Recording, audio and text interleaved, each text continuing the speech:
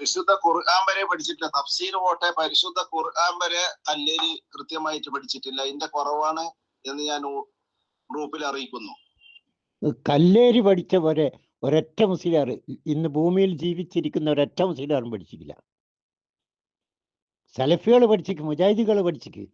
കല്ലേരിയേക്കാളെല്ലാം എത്രയോ പഠിച്ച് അങ്ങേയറ്റം വരെ പഠിച്ച് സലഫികളുണ്ട്, മുജാഹിദികളുണ്ട്. പക്ഷേ മൊയ്ലിയന്മാരെ നിങ്ങളെക്കാൾ പഠിച്ചത് സി കെ കല്ലേരിയ. മുജാഹിദികളെക്കാൾ സലഫികളെക്കാൾ പഠിച്ചത് സി കെ കല്ലേരിയല്ല. ഓലിയൊന്നും പഠിപ്പിൻ്റെ ഒരായിരത്തിലൊന്ന് സി കെ കല്ലേരിക്ക് അറിഞ്ഞുകൂടാ. പക്ഷെ കേരളത്തിലെ മൊയ്ലിയന്മാരെ നിങ്ങൾ എത്ര പഠിച്ചിക്കോ സി കെ കല്ലേരി പഠിച്ചതിൻ്റെ 1000-ൽ 1 അംശം മൊയ്ലിയന്മാരെ നിങ്ങൾ പഠിച്ചിട്ടില്ല. പഠിക്കാൻ ഇങ്ങോട്ട് കഴിയില്ല, സാധ്യമല്ല. പിന്നെ പരിശുദ്ധ ഖുർആൻ തന്നെ ശരിക്കും അർത്ഥം വെച്ചിട്ട് പഠിച്ചിട്ടില്ല. ഞാൻ പരിശുദ്ധ ഖുർആന്റെ അർത്ഥം കൃത്യമായിട്ട് പറഞ്ഞിട്ട് ഞാൻ ഈ ഗ്രൂപ്പിൽ സംസാരിക്കുന്നത്.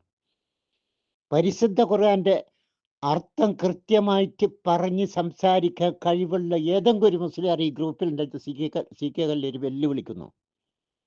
സി കെ കല്ലേരി പറയുന്നത് പോലെ പരിശുദ്ധ ഖുർആൻ ഓതിയിട്ട് അതിൻ്റെ അർത്ഥം കൃത്യമായിട്ട് പറയാൻ കഴിവുള്ള ഏതെങ്കിലും മുസ്ലിയാർ ഈ ഗ്രൂപ്പിൽ ഉണ്ടെങ്കിൽ സി കെ കല്ലേരി വെല്ലുവിളിക്കുന്നു. ഏതെങ്കിലും ഒരു ആയത്ത് ഓതിയിട്ട് മുസ്ലിയാർ ആയത്ത് ഓതട്ടെ, എന്നിട്ട് അർത്ഥം പറയട്ടെ. സി കെ കല്ലേരി പറയുന്ന പോലെ ധൈര്യം ഉണ്ടോ? ഈ ഗ്രൂപ്പിലുള്ള മൊയ്ലിയന്മാർ സി കെ കല്ലേരി വെല്ലുവിളിക്കുകയാണ്. പിന്നെ അല്ലാഹു തആല പരിശുദ്ധ ഖുർആനില് പറഞ്ഞിട്ടുണ്ടോ? എന്ത് പറഞ്ഞിട്ടുണ്ടോന്ന്? മരിച്ചവർ കേൾക്കുന്നോ? മരിച്ചവർ കേൾക്കുമെന്ന് അള്ളാഹു ഖുർആനിൽ പറഞ്ഞിട്ടുണ്ടോ? ജീവിച്ചിരിക്കുന്നവർ പറയുന്ന മരിച്ചവർ കേൾക്കുമെന്ന് അള്ളാഹു ഖുർആനിൽ പറഞ്ഞിട്ടുണ്ടോ? മൊയ്ലിയാറെ ഉസ്താദ് ഉണ്ട് ഈ ആയത്തൊന്നത്? നിങ്ങള് ഭക്ഷണം കഴിച്ചിട്ട് വന്ന പള്ളയിലുള്ള ഭക്ഷണം എന്ത് ഭക്ഷണമാണ് കഴിച്ചത് ഞാൻ പറഞ്ഞു തരും, എനിക്കറിയും. ഏത് ഖബറിനാ പറഞ്ഞേ? ഏത് അമ്പിയാ പറഞ്ഞേ? ഏത് ഔലിയ ഖബറിൻ്റെ അകത്തുനിന്ന് പറഞ്ഞേ?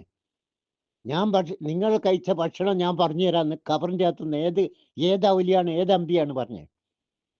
എന്താ ഉസ്താദേ, പരിശുദ്ധ ബോധം ഇതൊക്കെ ബോധം പൊട്ടിപ്പോയോ? എന്താ വിഷയം എന്ന് സംസാരിക്കുന്നത്? ഒരു നിരക്കും ഉസ്താദിന് പിടിച്ചു നിൽക്കാൻ കഴിയാണ്ടായപ്പോ ജീവിച്ചിരിക്കുന്ന പോലെ പറയുന്നതാ എടുത്തു പറയുന്നത്. നമ്മളെ വിഷയം അതല്ല. ജീവിച്ചിരിക്കുന്ന പോലെ പറയുന്നതല്ല ഉസ്താദെ പറയണ്ടേ, മരിച്ചോല് പറഞ്ഞു പറ. പെട്ടിയില് സൂക്ഷിച്ച നിങ്ങളെ വീട്ടിന്റെ ഉള്ളില് പെട്ടിയില് സൂക്ഷിച്ച സാധനം ഞാൻ പറഞ്ഞു തരും. എന്നിട്ട് ഈ പെട്ടിയിൽ സൂക്ഷിച്ച സാധനം പറയുന്ന ഞാൻ പറഞ്ഞു തരും ഖബറിൻ്റെ അകത്തുനിന്ന്. ഏതമ്പിയ, ഏതാവില്ല പറസ്തതെ? പെട്ടിയടക്കം കൊണ്ടുപോയി കളഞ്ഞ് കള്ളയ.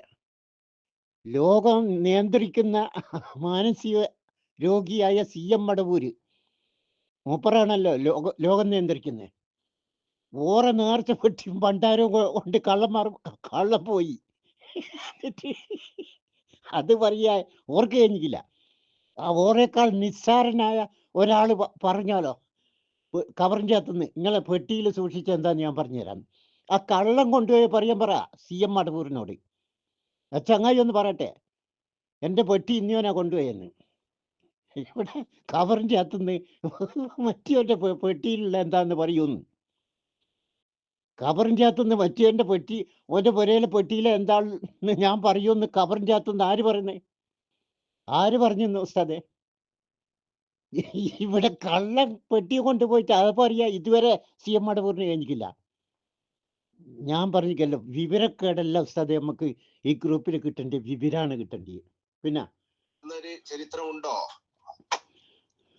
പരിശുദ്ധ ഖുർആനില്? അങ്ങനെ കണ്ടില്ലോ കല്ലേരി? ഉസ്താദ് കല്ലേരി അങ്ങനെ ഖുർആന്റെ അകത്ത്